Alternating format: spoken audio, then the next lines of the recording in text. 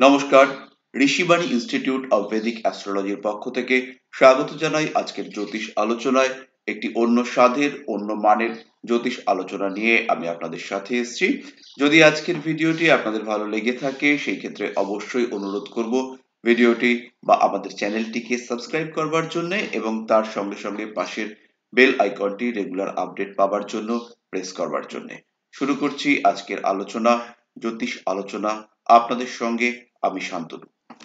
একটু ডিফারেন্ট টাইপের আজকের আলোচনা, একটু বিতর্কিত, বেশ খানিকটা আলোচিত একটি টপিক। কে জিতবে আমেঠি ইলেকশন ভোট? এখানে মূলত দুজন মূল প্রার্থী রয়েছেন, একজন স্মৃতি ইরানি, দ্বিতীয়জন রাহুল গান্ধী। একজন ইন্ডিয়ান ন্যাশনাল কংগ্রেসের পক্ষ থেকে এবং দ্বিতীয়জন ভারতীয় জনতা পার্টির পক্ষ থেকে। দুজনেই হেভিওয়েট ক্যান্ডিডেট। এবং কে জিতবে আমেঠি, কি বলছে ঋষিবাণী অর্থাৎ জ্যোতিষ আলোচনায় কি উঠে আসছে, এদের দুজনের জন্ম কুণ্ডলী, দশা, অন্তর্দশা, গোচর কোনটি কাকে বেশি সাপোর্ট করছে, এই বিষয় নিয়ে আজকে আমরা আলোচনা করব। মূল আলোচনায় যাবার আগে একটি ছোট্ট ঘোষণা। জ্যোতিষ শিক্ষার একটি distance course Rishibani institute of Vedic astrology design করেছে। এই মডিউলটি 1 বছরের কোর্স। এর মধ্যে রয়েছে 350টি ভিডিও ক্লাস, তার সঙ্গে রয়েছে নোটস, 450টি ইভেন্ট প্রেডিকশন রুলস, 150টি বার্থ চার্ট অ্যানালাইসিস, তার সঙ্গে পামিস্ট্রি রয়েছে। এটি মূলত যে টপিকগুলিকে কভার আপ করেছি আমরা, তার মধ্যে রয়েছে বেসিক অ্যাস্ট্রোলজি, বিভিন্ন সূত্রাবলী, শিক্ষা, কর্ম, জীবন, পেশা, প্রেম, বিবাহ, বিবাহিত জীবন, জটক বিচার, আইনি সমস্যা, আর্থিক অবস্থার প্রতিকার বিদ্যা, কলা বিদ্যায় পারদর্শিতা, রাশিফল, দশা, গোচর, ইভেন্ট প্রেডিকশন, আঘাত প্রাপ্তির যোগ, রাজনীতি, খ্যাতি, ওভারল্যাপিং, হোরারি ইত্যাদি সমন্বিত এই কোর্সটি আমাদের দমদম ক্যান্টনমেন্ট অফিস থেকে পাওয়া যাবে, বা আপনি যদি ডাকযোগে পেতে চান সেই ক্ষেত্রে সরাসরি কল করুন 8337059054 এই নাম্বারে। সমগ্র কোর্স মেটেরিয়ালটির দাম করা হয়েছে 12,500 টাকা। এর মধ্যে পেন ড্রাইভ ইনক্লুডেড রয়েছে এবং সার্টিফিকেট ও রেজিস্ট্রেশন নাম্বার সেটিও ইনক্লুডেড রয়েছে। কেউ যদি আমাদের লাইফ টাইম মেম্বারশিপে আগ্রহী হন সেই ক্ষেত্রে পার্টিসিপেট করতে পারেন, আমাদের লাইফ টাইম মেম্বারশিপ নিতে পারেন আপনি। এতে আপনি যেটি পাবেন সেটি হলো সার্টিফিকেট, রেজিস্ট্রেশন নাম্বার এবং তার সাথে একটি সুসজ্জিত মেমেন্টো। এবং এছাড়াও আপনি প্রিমিয়াম অ্যাস্ট্রোলজার রিকগনিশন পেতে পারেন ঋষিবাণীর ওয়েবসাইটে। লাইফ টাইম মেম্বারশিপের জন্য খরচ হলো মাত্র 5,000 টাকা। শুরু করব আমরা মূল আলোচনা। তার আগে আরো একটি ছোট্ট ঘোষণা। জ্যোতিষ প্রশ্ন ও তার সমাধানের জন্য আমরা আরো একটি চ্যানেল ইউজ করছি। এটি হলো লাইফস্টাইল ভিউ এপিক। এই চ্যানেলে আপনারা বিভিন্ন ভিডিও রয়েছে, সেখানে আপনাদের কমেন্ট বক্সে কমেন্ট করতে পারেন আপনাদের জীবনের বিভিন্ন সমস্যার যে জ্যোতিষ সংক্রান্ত সমাধান আমরা করতে পারি সেগুলি আপনারা পাবেন লাইফস্টাইল ভিউ এপিকে। ওখানে আপনাদের প্রশ্ন, আপনাদের সমস্যা বা ডিটেইলস সেগুলি আপনারা কমেন্ট বক্সে পোস্ট করুন। আমরা আমাদের যথাসাধ্য চেষ্টা করব আপনাদের ডিটেইল বা আপনাদের সমস্যাগুলি সমাধান করবার। শুরু করছি আজকের মূল আলোচনা। তার আগে জানিয়ে রাখতে চাই যে সমস্ত তথ্য যেগুলি আমরা ইউজ করেছি এগুলি সমস্তটাই ইন্টারনেট থেকে পাওয়া। ঋষিবাণী কিন্তু এই তথ্যের সত্যতা যাচাই করেনি। ভিডিওটি গবেষণাধর্মী এবং শিক্ষামূলক উদ্দেশ্যে নির্মিত। রাজনীতির সাথে আমাদের এই ভিডিওর বা আমাদের অর্গানাইজেশনের কোনো রকম সম্পর্ক নেই। শুরু করছি আজকের মূল আলোচনা। রাহুল গান্ধী ও স্মৃতি ইরানি, এদের দুজনেরই জন্ম কুণ্ডলী আমাদের কাছে রয়েছে। রাহুল গান্ধীর date of birth 19/6/1970, time of birth 2:28 PM, place of birth Delhi. দুটি কুণ্ডলীকেই আমরা ধাপে ধাপে আলোচনা করব। এবং স্মৃতি ইরানির জন্ম তারিখ হলো 23/3/1976, সময় 10টা সকালবেলা, প্লেস অফ বার্থ দিল্লি। এবং আরো একটি কুণ্ডলী আমরা রেখেছি, সেটি হলো ইলেকশন ডেট অর্থাৎ 6/5/2019 এই তারিখে আমেঠিতে যে ওই সময়কার গোচর কুণ্ডলী সেটি আমাদের সঙ্গে রয়েছে এবং সেটির সাপেক্ষে যে নবাংশ কুণ্ডলী গঠন করা যায় সেটিও আমরা নিয়েছি। রাহুল গান্ধীর জন্ম কুণ্ডলী নিয়ে আলোচনা শুরু করছি। লগ্ন হলো তুলা লগ্ন, 1°53'। বৃহস্পতি বক্রী হয়ে তুলা লগ্নতেই অবস্থান করে রয়েছে এবং বৃহস্পতির ডিগ্রি হলো 2 ডিগ্রি। 38 তৃতীয় ভাবে দশমপতি চন্দ্র 19 নম্বর নক্ষত্রে, পঞ্চমে রাহু 24 নম্বর নক্ষত্রে, শনি অবস্থান করে রয়েছে সপ্তম ভাবে 2 নম্বর নক্ষত্রে, অষ্টমে রয়েছে বুধ, সেটি 4 নম্বর নক্ষত্রে, নবমে মঙ্গল এবং রবি যথাক্রমে 6 ও 5 নম্বর নক্ষত্রে, দশমে শুক্র 8 নম্বর নক্ষত্রে, একাদশে কেতু 10 নম্বর নক্ষত্রে। এরই সঙ্গে আমরা স্মৃতি ইরানিজির জন্মকুণ্ডলী পর্যবেক্ষণ করব। লগ্ন হলো তুলা, দ্বিতীয় রয়েছে মঙ্গল 6 নম্বর নক্ষত্রে, তার সঙ্গে রয়েছে শনি 7 নম্বর নক্ষত্রে, থার্ড হাউসে ষষ্ঠ ভাবে রাহু 16 নম্বর নক্ষত্রে, অষ্টমে চন্দ্র 20 নম্বর নক্ষত্রে, দশম ভাবে বুধ এবং শুক্র 25 ও 24 নম্বর নক্ষত্রে, রবি অবস্থান করে রয়েছে একাদশ ভাবে 26 নম্বর নক্ষত্রে, বৃহস্পতি ও কেতু এরা রয়েছে 12 নম্বর ঘরে যথাক্রমে 1 ও 2 নম্বর নক্ষত্রে। দুজনেরই আমরা দেখতে পাচ্ছি ঠিক ইলেকশনের টাইমে চলবে রাহুর দশা। স্মৃতি ইরানির রাহুর দশা শুরু হয়েছে, বর্তমানে রাহুর দশা, রাহুর অন্তর্দশা এবং শনির প্রত্যন্তর দশা চলবে ওই টাইমটিতে।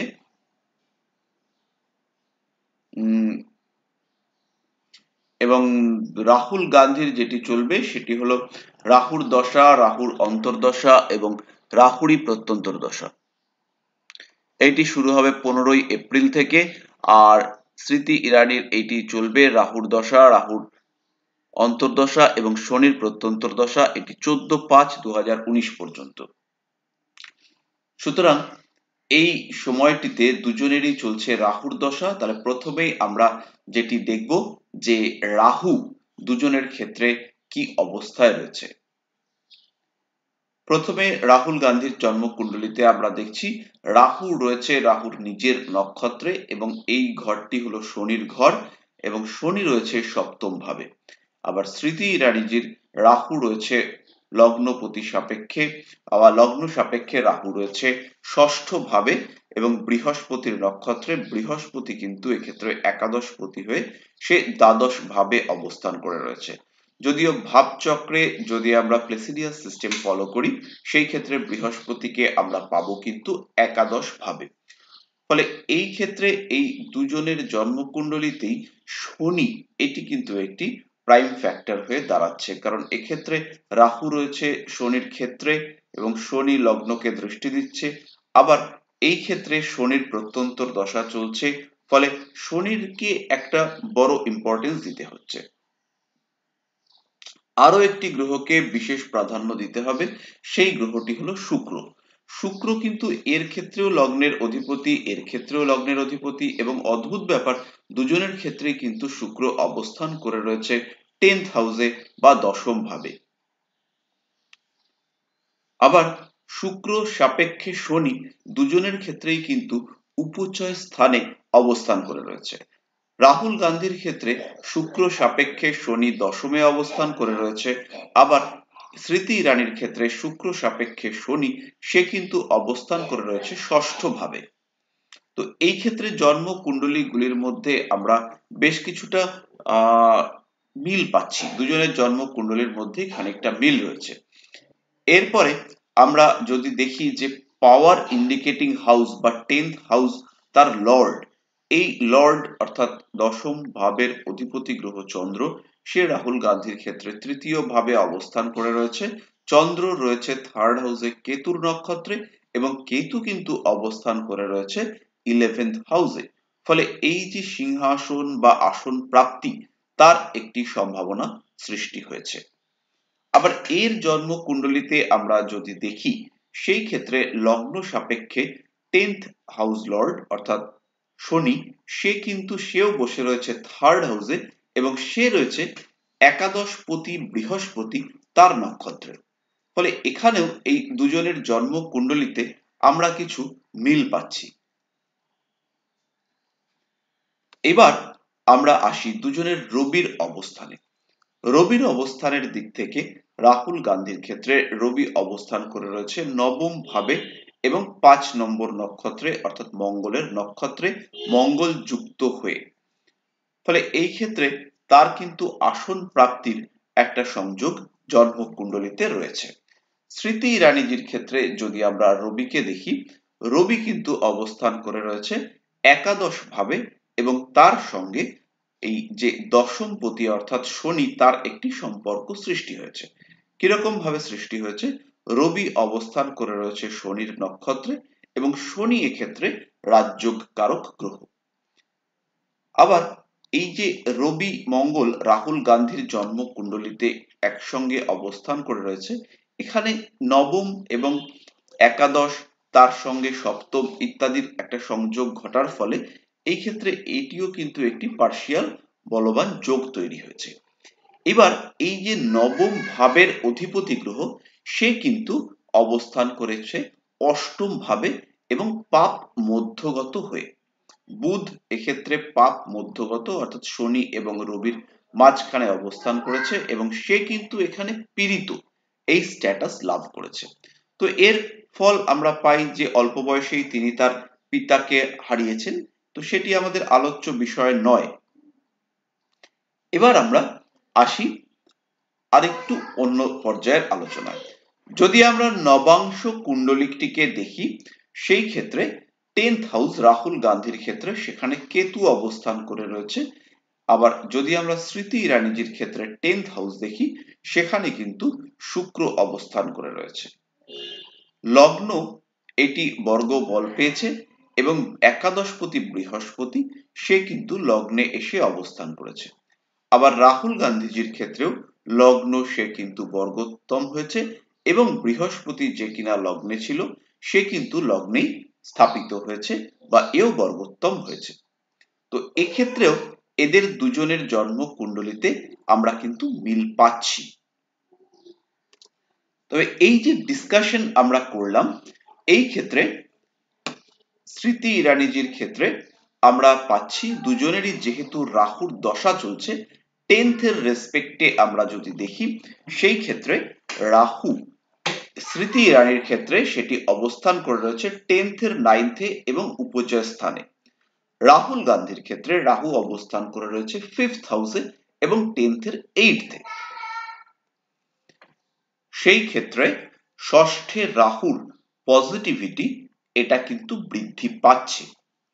এইবার আমরা যদি গোচর কুণ্ডলীটিকে সঙ্গে নিই এবং এই গোচর কুণ্ডলীতে যেহেতু দুজনেরই রাহুর দশা রাহুর অন্তর্দশা চলছে, রাহু সাপেক্ষে দুজনের কুণ্ডলীতে গোচরকালীন রাহু কোথায় অবস্থান করছে সেটি জানা কিন্তু আমাদের জন্য ইম্পর্টেন্ট। এবার গোচরস্থ রাহু সে কিন্তু থাকছে মিথুনে এবং এই যে গোচরস্থ রাহু এর প্রভাব এই লোকের জন্মকুণ্ডলিতেও পড়ছে, অর্থাৎ রাহুল গান্ধীর জন্মকুণ্ডলীর রাহুর উপরেও পড়ছে। কারণ এই যে রাহু থাকছে এই রাহুটির থেকে 5th হাউসে, আবার এর রাহু থেকে 9th হাউসে। যদি আমরা ডিরেক্ট মোশন দেখি নিয়ে চিন্তা করি, সেই ক্ষেত্রে এখান থেকে 9th হাউসে, ফলে এই দুজনের জন্ম কুণ্ডলীর রাহু দুটেই কিন্তু অ্যাক্টিভেটেড হচ্ছে। এরপরে আমরা যদি শনি বা মানে স্যাটার্নকে দেখি, সেই ক্ষেত্রে এর জন্ম কুণ্ডলীর যে স্যাটার্ন তার সাপেক্ষে বর্তমান বা গোচরকালীন শনি সে কিন্তু নবম ভাবে রয়েছে, ফলে এই শনির বলবত্তা ট্রাইন অ্যাসপেক্টে থাকার জন্য বৃদ্ধি পাবে। কিন্তু এর জন্ম কুণ্ডলীতে শনির তেমন কোনো প্রভাব বা ডিরেক্ট প্রভাব এই যেহেতু শনি থাকছে ধনু রাশিতে সেটি কিন্তু সরাসরি পাওয়া যাচ্ছে না। তবে শনির ডিগ্রিটা অনেকটাই বেশি, শনির ডিগ্রি থাকছে 26 ডিগ্রি 21 মিনিট এবং এর যে ন্যাটাল শনি তার ডিগ্রি 2 ডিগ্রি 31 মিনিট এবং এই ক্ষেত্রে শনির যে অপোজিশন অ্যাসপেক্টের প্রভাব সেটি কিন্তু পড়ছে। ফলে দুজনেরই জন্ম কুণ্ডলীতে শনির একটি প্রভাব, গোচরকালীন শনির একটি প্রভাব সেটি ন্যাটাল শনির উপর পড়ছে। ফলে দুজনেরই কিন্তু জন্ম কুণ্ডলীতে এই শনির প্রভাব গোচরের শনি দ্বারা প্রভাবিত হচ্ছে। তাহলে এইবার আমাদের যে বিষয়টি আমরা দেখতে পেলাম যে দুজনেই কিন্তু প্রায় একই ধরনের বলবত্তা যুক্ত জন্ম কুণ্ডলী গোচর কুণ্ডলী নিয়ে অবস্থান করে রয়েছে। এবার দুজনেরই জন্ম কুণ্ডলীতে যে বিষয়টি আমরা দেখলাম দুজনের ক্ষেত্রেই বলবান শুক্র এই কিন্তু দশম ভাবে অবস্থান করে রয়েছে। তাহলে এই শুক্রের কন্ডিশন, শুক্রের পজিশন এটি দেখা এটিও কিন্তু আমাদের খুবই গুরুত্বপূর্ণ। গোচরকালে শুক্র অবস্থান করবে মীন রাশিতে 24°1'। অর্থাৎ শুক্র তার তুঙ্গ ক্ষেত্রে অবস্থান করছে। রাহুল গান্ধীর সাপেক্ষে এই শুক্রের অবস্থান হচ্ছে 6th হাউসে, কিন্তু স্মৃতি ইরানির লগ্ন সাপেক্ষে এই শুক্রের অবস্থান হবে 11th হাউসে। ফলে এই গোচরকালীন শুক্র এটি কিন্তু দুজনের ক্ষেত্রে একটু ডিফারেন্সিয়েশন ক্রিয়েট করলো। এই ক্ষেত্রে একাদশ ভাবটি স্মৃতি ইরানির জন্য গোচরকালে বলবত্তা লাভ করছে। দ্বিতীয় আরেকটি বিষয়, যদি আমরা দুজনেরই 11th হাউস দেখি, সেই ক্ষেত্রে সাকসেস রেটের দিক থেকে রাহুল গান্ধীর থেকে স্মৃতি ইরানি কিন্তু এগিয়ে থাকছেন, কারণ এর ক্ষেত্রে 11th হাউসে কেতু অবস্থান করে রয়েছে এবং এর ক্ষেত্রে 11th হাউসে রবি অবস্থান করে রয়েছে। কেতু নিজের নক্ষত্রেই অবস্থান করে রয়েছে, কিন্তু রবি অবস্থান করে রয়েছে শনির নক্ষত্রে। শনি নবম এবং দশমপতি হওয়ার জন্য রবির পজিটিভিটি, এবং যেহেতু সাবজেক্ট ইজ পলিটিক্স, রবির পজিটিভিটি এক্ষেত্রে পলিটিক্সে অনেকটাই গুরুত্বপূর্ণ অংশ বা অনেকটাই গুরুত্বপূর্ণ ভূমিকা পালন করছে। ফলে এই ক্ষেত্রে স্মৃতি ইরানির পজিটিভিটি খানিকটা বৃদ্ধি পেয়েছে। রাহুল গান্ধীর ক্ষেত্রে রাহু রাহু রাহু, এই যে রাহুর দশা, রাহুর অন্তর্দশা, রাহুর প্রত্যন্তর্দশা, এটিকে কিন্তু ট্রুলি পজিটিভ আমরা বলতে পারছি না, এবং জন্ম কুণ্ডলিতে রাহু প্রবল বলবান হয়ে রয়েছে। সেই ক্ষেত্রে প্রবল বলবান হয়ে 24 নম্বর নক্ষত্রে রয়েছে। ফলে এই ক্ষেত্রে রাহুর এফেক্ট তার জীবনে এটিকে কিন্তু পজিটিভ এফেক্ট হিসেবে ধরা যাচ্ছে না, এবং 10th অর্থাৎ রাজত্ব, সিংহাসন, রাজনীতি এগুলিকে যদি আমরা 10th থেকে বিচার করি, সেই ক্ষেত্রে রাহু অবস্থান করে রয়েছে 10th এর 8th এ, অষ্টমে। এটি কিন্তু রাহুল গান্ধীর পদ প্রাপ্তির জন্য বিশেষ শুভ ফলদায়ক হচ্ছে না স্মৃতি ইরানির জন্ম কুণ্ডলীর তুলনায়। এরপরে আমরা দেখব দুজনেরই যেহেতু রাহুর দশা চলছে, রাহুর নক্ষত্র নবতারা চক্র অনুযায়ী কোন নক্ষত্রে পড়ছে।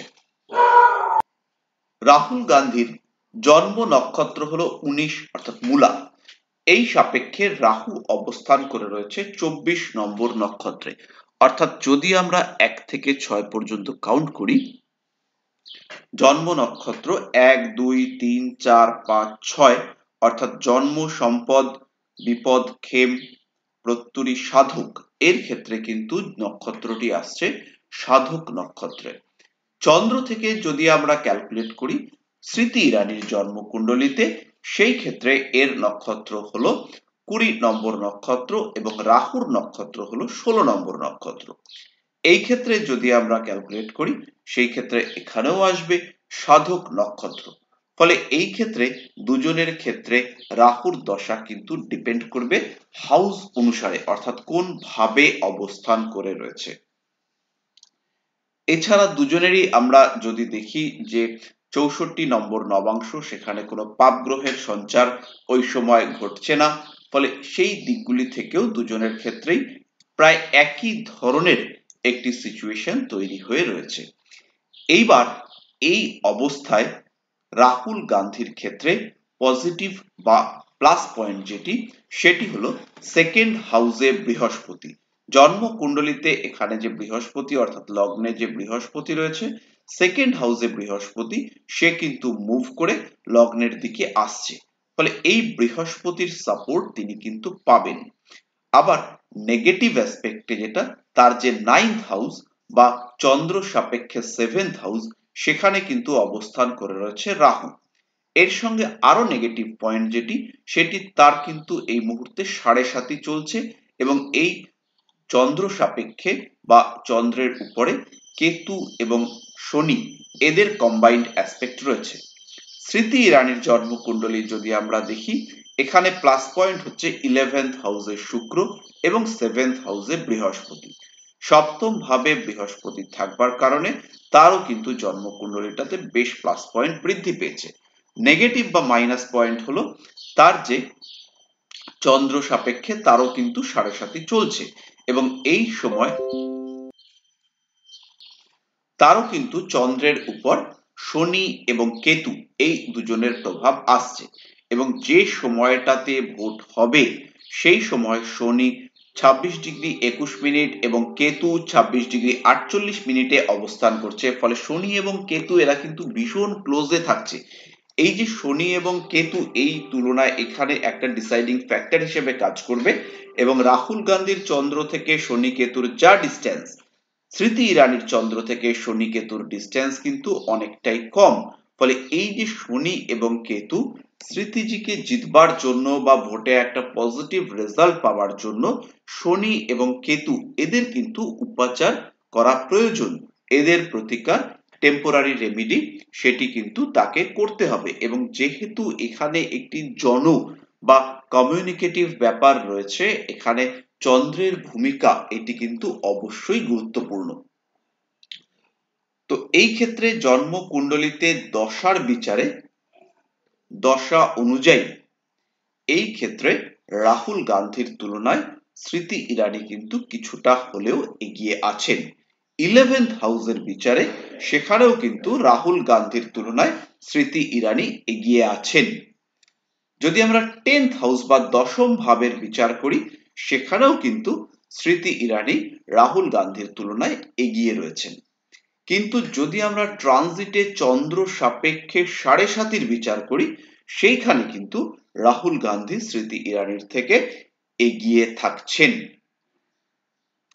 সুতরাং এই যে ভোট অর্থাৎ 2019 সালে আমেঠি লোকসভা কেন্দ্রের যে ইলেকশন হবে এখানে কিন্তু দুজনেরই প্রবাবিলিটি প্রায় ইকুয়াল এবং এইখানে ভোটে জিতবার জন্য দুজনকেই যথেষ্ট বড় ধরনের কন্টেস্ট করতে হবে এবং অ্যাকর্ডিং টু ঋষিবাণী অ্যানালাইসিস, ঋষিবাণীর বিচার অনুসারে এখানে কিন্তু রাহুল গান্ধীর থেকে স্মৃতি ইরানি কিছুটা হলেও এগিয়ে থাকছেন। অ্যাস্ট্রোলজির প্রেক্ষিতে রাহুল গান্ধীর তুলনায় স্মৃতি ইরানিকে আমরা কিছুটা হলেও এগিয়ে রাখবো তাদের জন্ম কুণ্ডলী অনুসারে এবং বাকিটা ভারতের জনসাধারণ, আমেঠির জনসাধারণের রায়ের উপর আমরা নির্ভর করব। যদি আমাদের চ্যানেলটি এবং ভিডিওগুলি ভালো লেগে থাকে সেই ক্ষেত্রে এই ভিডিওটিকে লাইক করুন, শেয়ার করুন, কমেন্ট করুন, কমেন্ট বক্সে আপনার কমেন্ট। ফিরে আসবো পরবর্তী আলোচনায়। সুস্থ থাকুন, ভালো থাকুন, নমস্কার।